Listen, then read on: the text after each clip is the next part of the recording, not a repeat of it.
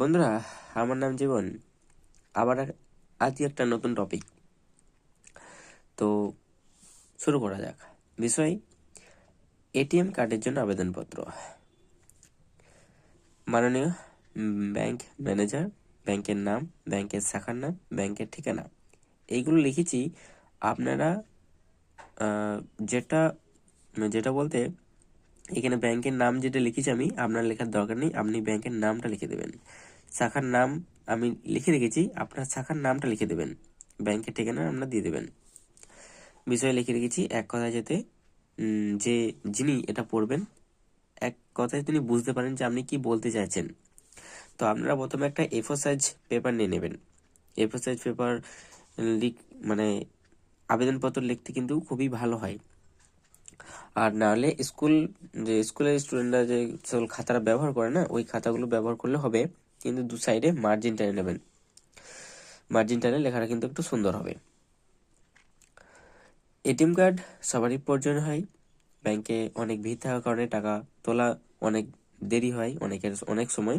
তাই ATM card অনেক সুবিধা। তাই জন্য একটা আবেদনপত্র লাগে। আর এটিএম কার্ড আবেদনপত্র জমা দেওয়ার সঙ্গে সঙ্গে কিন্তু 2-1 দিনের মধ্যে আপনাদের কিন্তু এটিএম কার্ড দিয়ে দেবে। একটা এটিএম কার্ডের ফর্ম ফিল আপ করতে হয়। এটিএম কার্ডের ফর্মের সাথে এই আবেদনপত্রটা জমা দিতে হবে। 2 দিনের মধ্যে আপনাকে এটিএম কার্ড ওনারা করে দেবেন। তা আবেদনপত্রটি আমি একদম পুরো সহজ ভাষায় লিখেছি। আপনারা এরকমভাবে লিখতে পারেন বা আপনাদের নিজেদের মতোভাবে আপনারা লিখতে পারেন। তো আমি কিভাবে লিখেছি আপনাদেরকে দেখিয়ে দিচ্ছি। আপনারা আমারটাও লিখতে পারেন কিংবা আপনাদের নিজের মতো করে আপনারা নিজেরা লিখতে পারেন। তা আমি আমারটা পরে একবার শুনিয়ে দিচ্ছি আপনাদেরকে কিভাবে সহজ ভাষায় আমি লিখেছি। মহাশয় বা মহাশয়া যাই হোক লিখবেন। সবিনয় নিবেদন, এই যে আমি। আপনার নিজের নামটা লিখবেন। যার নামে অ্যাকাউন্ট বই থাকবে, অ্যাকাউন্ট হোল্ডারের নেম কিন্তু এখানে হবে। আপনার ব্যাংক অ্যাকাউন্টে আমার একটা সেভিংস অ্যাকাউন্ট আছে। স্বাভাবিক ব্যাপার, যদি ওই ব্যাংক অ্যাকাউন্ট যদি আপনার অ্যাকাউন্ট না থাকে তাহলে আপনার এটিএম কার্ড কীভাবে সম্ভব হবে। তাই এই কথাটা লিখবেন একদম পুরো সহজ ভাষায়। অ্যাকাউন্ট নাম্বারটা লিখবেন। অনেকে হয়তো বলবে যে ব্যাংক অ্যাকাউন্ট নাম্বার যেটা থাকে সেই অ্যাকাউন্ট নাম্বারটা কি এটিএম নাম্বার হয়? কখনোই হয় না, এটিএম নাম্বার আলাদা হয়। আর ওনারা যে 4টা কোড দেবে ওই কোডটা কাউকে দেখাবেন না, কিন্তু ওই কোডটাতেই টাকা লেনদেন হয়। মানে ওই কোডটা 4টা কোড ওখানে কম্পিউটারের যে স্ক্রিন থাকে ওখানে পে করলেই কিন্তু টাইপ করলে কিন্তু টাকা আপনার বেরিয়ে যাবে। তাই ওগুলা কিন্তু সাবধান রাখবেন, অন্য কাউকে দেবেন না। নিজের এটিএম কার্ড পাসওয়ার্ড আপনার নিজেরাই রাখবেন, কাউকে দেখাবেন না। ওগুলো গুরুত্বপূর্ণ জিনিস। দেখা যাক আমি কোনখানে ছিলাম। সেভিংস অ্যাকাউন্ট আছে, অ্যাকাউন্ট নাম্বার আপনারা লিখবেন। আমার বর্তমানে এটিএম কার্ডটি ক্ষতিগ্রস্ত রয়েছে। হয়তো আপনার এটিএম কার্ড হয়তো ডেট পেরিয়ে গেছে কিংবা হয়তো কোনো কারণে ভেঙে গিয়েছে, তাই ক্ষতিগ্রস্ত হয়েছে। বা আপনাদের নিজেদের কারণটা লিখবেন। আমি লিখে রেখেছি, আপনারা নিজেদের কারণটা উল্লেখ করবেন। এটা নাও দিতে পারেন না। ক্ষতিগ্রস্ত অনেকে না হতে পারে, হারিয়ে যেতে পারে, কিংবা অনেকে হয়তো ডেট পেরিয়ে যেতে পারে। এটিএম কার্ডে কিন্তু ডেট থাকে, হ্যাঁ, যে 2023 থেকে 2027 এরকম ডেট থাকে।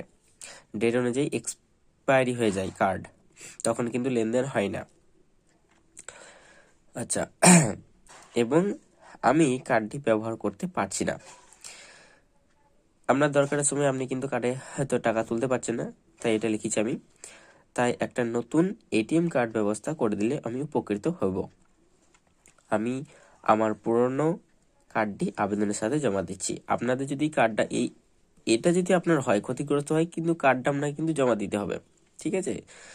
আচ্ছা, অতএব মহাশয় আপনার কাছে বিনীত প্রার্থনা এই যে নতুন এটিএম কার্ডটি যত দ্রুত সম্ভব ব্যবস্থা করে দিলে আমি বাধিত থাকিব।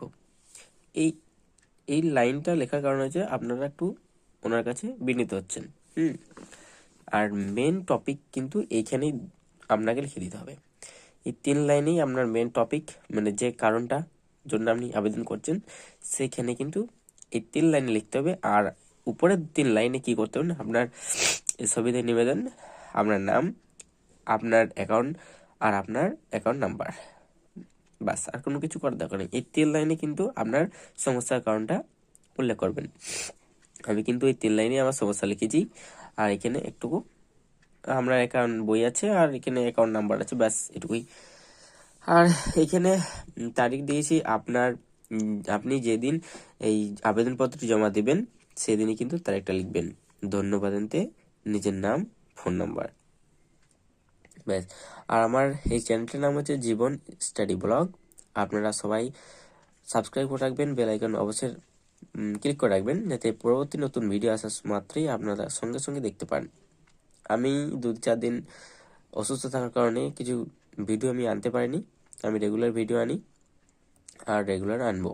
আমার সাথে থেকো অবশ্যই, আমি তোমাদের এরকমভাবেই নতুন নতুন ভিডিও আনবো। কেমন লাগছে অবশ্যই একটা ফিডব্যাক দেবেন। অবশ্যই সবাই কমেন্ট করবে, কিন্তু কমেন্ট না করলে বেশ মজা লাগে না ভিডিও বানাতে। লাইক, শেয়ার, কমেন্ট অবশ্যই করবেন। নমস্কার।